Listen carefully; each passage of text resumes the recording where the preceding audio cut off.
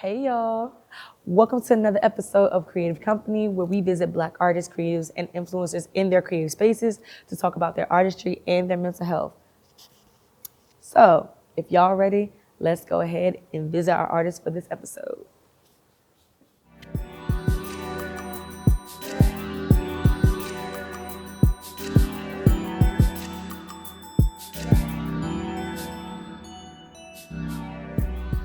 Hey y'all, so we're about to go ahead and visit our creative here at the Baltimore Design School. We're gonna have a conversation with them, and I'm so super ready to go ahead. What you doing here? What you doing here? What you doing What you doing here? It's good to see you, It's though. good to see you. Hi, Bishme. We actually came here to see you. Are you serious? Yes, I am. Well, I think it'd be cool if we take a trip into the fashion department, one of the spots that I really love. I think that'd be great. Sure. Let's go. So we're here with you at the Baltimore Design School. I know that you're having a workshop tomorrow. Yes. My workshop is actually happening tomorrow. It deals with draping and informing, like people that know how to design different skill, setting up how to elevate and use what you've draped as like a different way of informing yourself, but also a different way to kind of like communicate and talk to the fabric. Okay. Yesterday I did a couple of draping vibes with the kids. This is gorgeous. Oh, thank you. So I was like, This is gorgeous. one of the things that's gonna happen at the draping workshop tomorrow, just showcasing like how you can transfer this idea onto an actual thing. So I'm really big. I'm just really big on it. This is beautiful. What gave you like the concept or like the idea to like shape it in this type of way? I just did that just to do it. It was dope to kind of like have an idea of just whatever the fabric wants, I allow it to do it. So like, I'm really big on just letting the fabric tell me what it wants me to do to it. So. It be speaking to you. It be speaking I to love me. this. It be speaking to me. This is gorgeous. Thank you so much. It looks like a rose or like a petal or something. Like that's what I'm getting the vibe from. Like it looks like the inspiration behind it. Because yesterday when I was there with them, is seeing them like, I look at them like roses blooming through the concrete. So it's kind of like that. Like, this is dope. So what do you do here, when you visit majority here? of time. So my first introduction to the Baltimore Design School was in 2018 actually. Miss Harrell, who's the fashion teacher, everything, she helped me like get more understanding with like surgeon machines and stuff, because I came from a commercial machine. And ever since then, like to show my gratitude for her helping me, because that was the only thing I needed to learn to go on Project Runway. I knew how to use a commercial machine, but a Juki industrial machine is different. And once she taught me, I was like, I don't know how I will forever pay you. And then the rest was like, oh, I just come here and just like chat with the kids and stuff. And they're super cool. So. Oh, full circle. That's so lit. It's like super cool. And plus like some of them already graduated and doing like dope stuff and been on tour, so. Do any of them like reach out to you? Yeah, I be saying it. They be hitting me up. Really? Just saying how they living. And it's funny to see like someone graduate high school and go off to do like certain stuff. So it's like, it's just cool. Like the kids growing and doing their thing. Oh, I love that so bad. I'm so glad to like just be here with you and just to see. I'm happy to be here. I'm happy to be here in this element. I'm happy to have your energy and answer whatever questions you may have and stuff. So. I'm ready to ask you a little bit of something. I'm ready too. Like I'm ready for whatever you all right. Well, let's go ahead and answer and have a conversation. Answer these questions and have a conversation, okay? All right. Let's get it.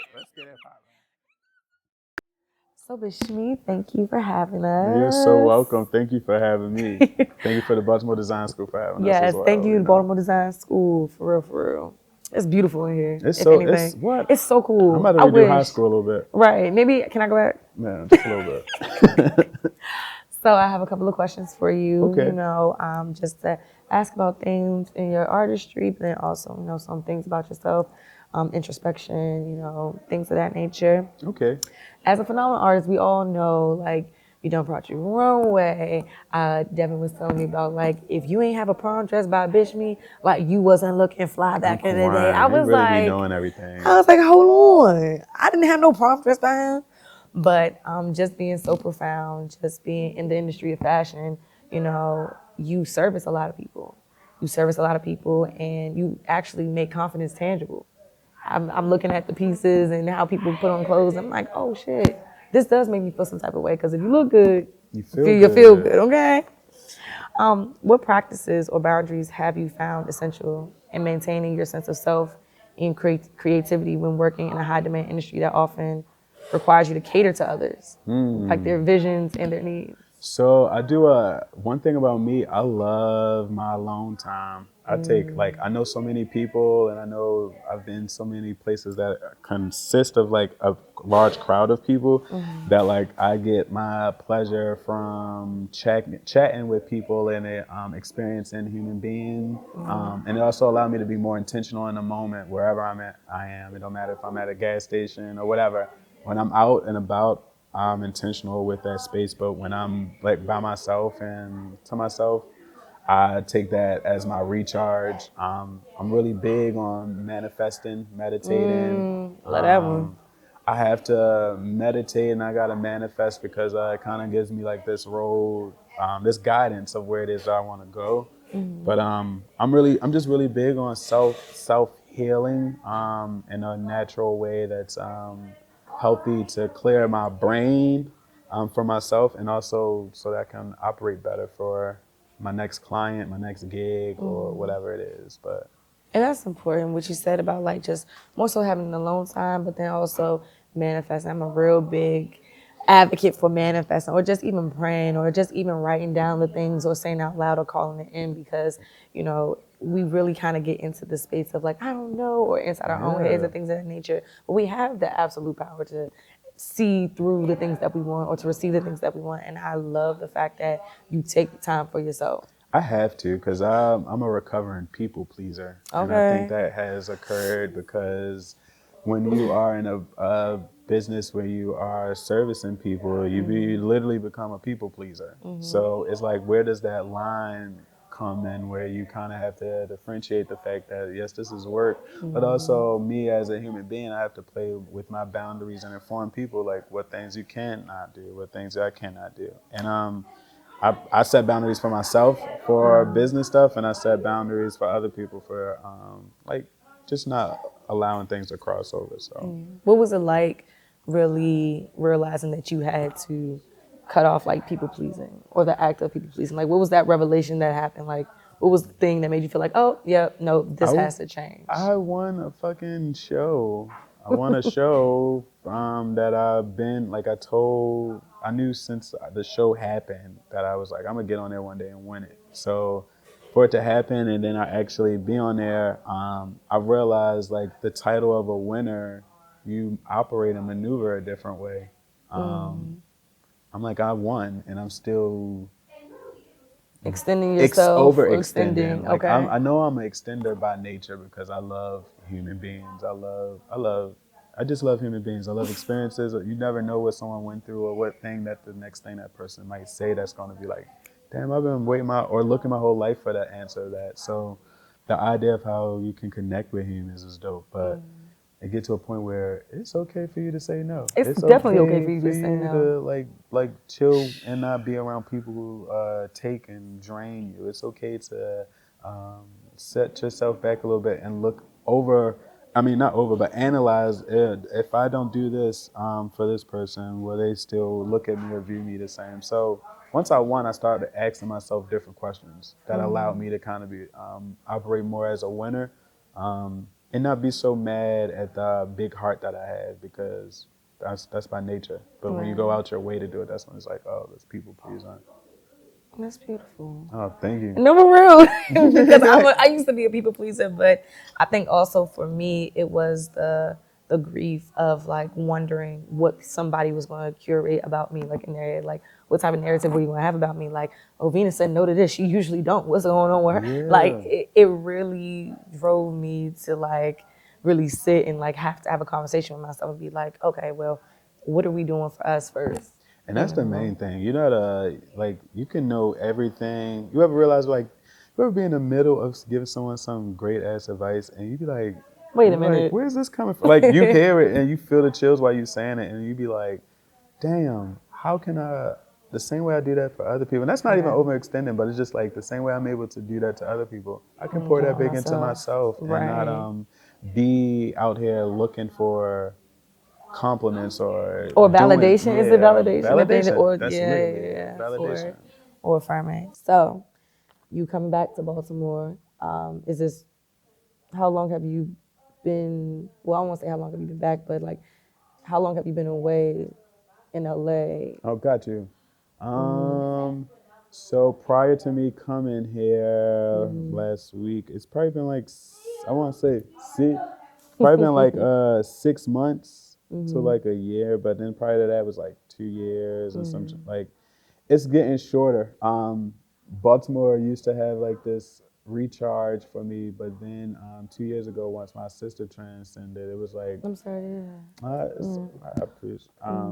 It made me not wanna come here because I every time I would travel, my last thing I'm doing, I'm gonna see my sister, go get, chop it up, and then I'm a dip. And then it's like not having that piece was kind of like it was airy a bit.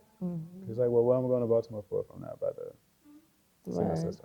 So how would you say your relationship with Baltimore is now? It's wicked. I love my relationship with Baltimore.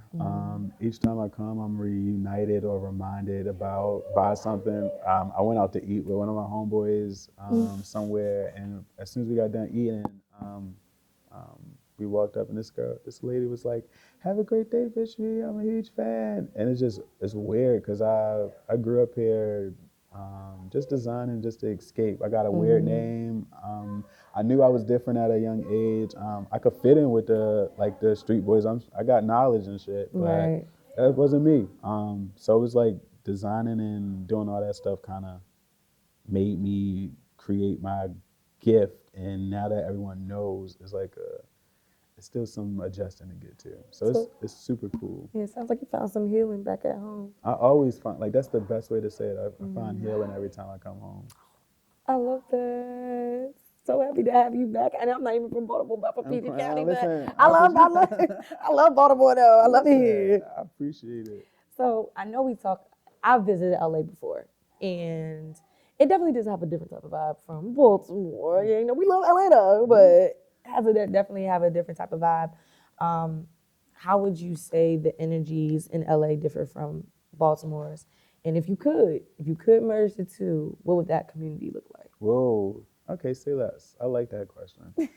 LA has this cloud over it of, I would say, this energy of people that's trying to achieve something or aiming to achieve something. And there's a lot of broken promises. A lot of people get told no. So it's like, it's this feeling of like, I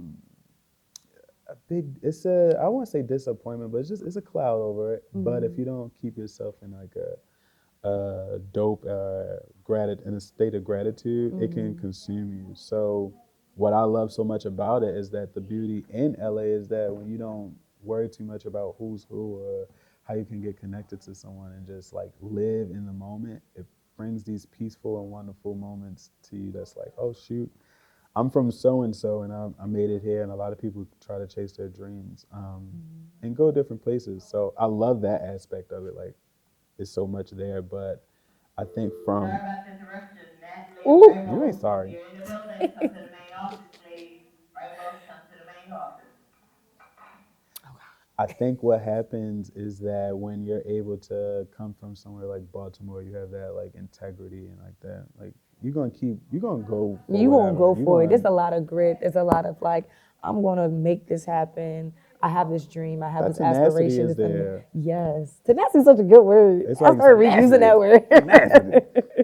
It's like that's the main thing I love. Like, but if I merged the two, I think it would be I don't know, cause like Baltimore is its own Black Hollywood in itself. So it's that like, is so good. It's like it's all Black Hollywood. Like going to Mama Coco. Like when I was there. Shout out to Mama Coco though. Shout out to Look, Mama Coco's. What is it? 23rd and East Street. Yeah, I think that's how y'all. Listen. Look.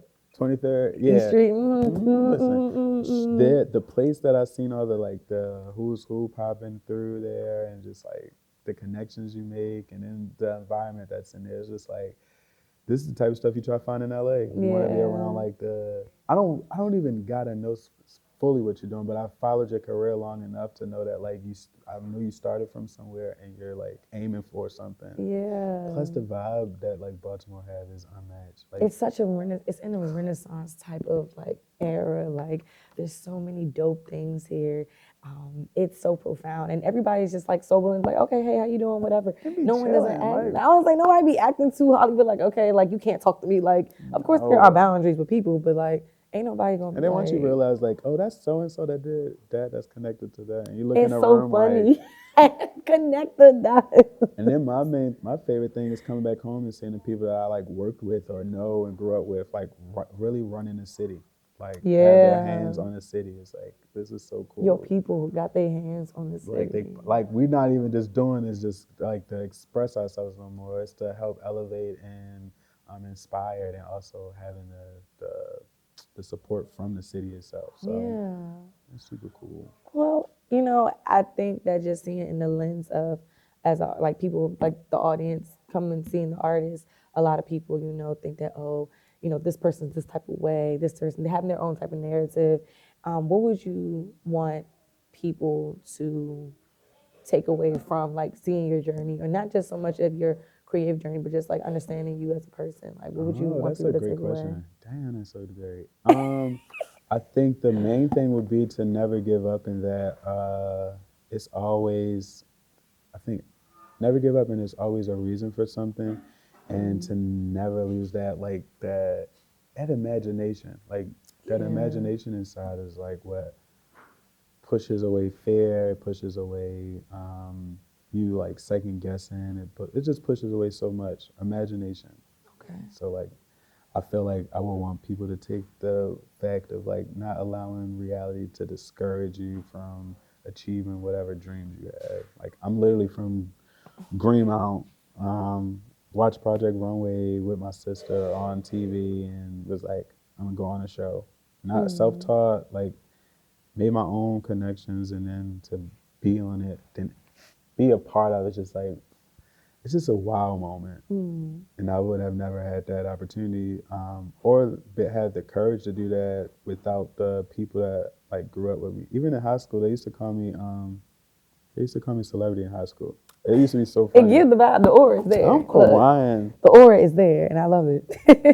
So I just love. But there's also humility about you too. There's so much humanity that radiates from your aura. I'm just giving you like affirming, like for real. It's there, and I really do appreciate you. Thank you. I have my last question though.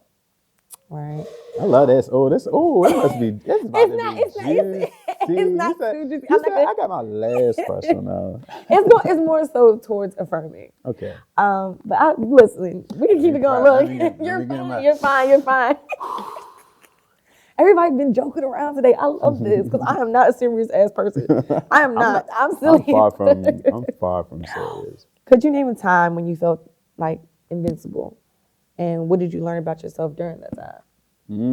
It could be anything. It don't have to be so much of like, yeah, I swiped through a car on incoming traffic. I don't know what it don't have to be that deep, but then also like, what's your own personal idea of feeling invincible? And what did you learn from that? I feel like my idea of being invincible is allowing yourself to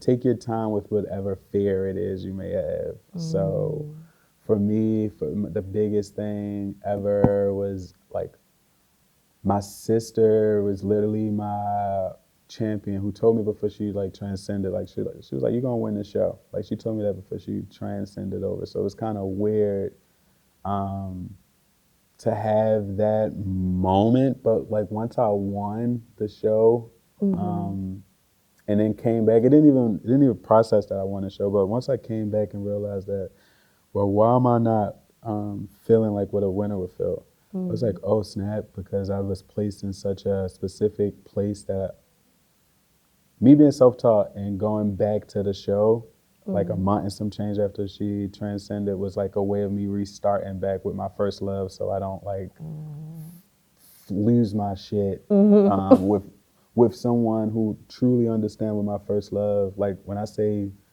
My sister took me to the Met Gala, Met Museum to see the Alexander McQueen that's exhibit. dope. Like Alexander McQueen is my favorite designer, and the fact that I must have said it so much that she was like, "We're gonna take the megabus up to New York and we're gonna go." She don't know nothing about fashion, so to have that moment is dope. I think what made me feel like invincible is not allowing grief to distract me or stop me in the path of where I want to go. And I'm currently feeling like that now with the help of coming home and regrounding myself and re-reminding myself of like where I came from. So I'm actually feeling that now. Like I'm in my first ever out of darkness feeling like, damn, I got this. It's like, so good to see you in this light. And even though I've never appreciate seen you, you know, prior to us meeting like a couple of weeks ago, it definitely does feel a little bit lighter on you. I appreciate it. Yeah. Ooh, can I give you a hug? Of course. What you mean? Thank you so much. You're welcome. So good. You're so welcome. I hope you like the questions. I was like, he don't want me to send them. All right, Well, I'm no, gonna I be love surprised. these. Anytime somebody asks that, that's me just when you just. I like questions, yeah, because I don't. Sometimes the questions can be like generated. Like I heard this from another, and I heard none of these from that. They was like very. Thank you so much, but I just want to get up out your space because we won't prepare for tomorrow. Oh, tomorrow, the workshop. Yes, the it's workshop. Cool. But thank you so much for real for taking out the time, and I hope to see you soon. No, you definitely gonna see me. Yes. You stuck. Look, you stuck. we like, locked right on, right. in. It's already like that. It's already. So we're gonna head out. This is Kreative Kompany. Bishme. Thank you, Vena J. I said J, Lord, and we are out. We out. Peace.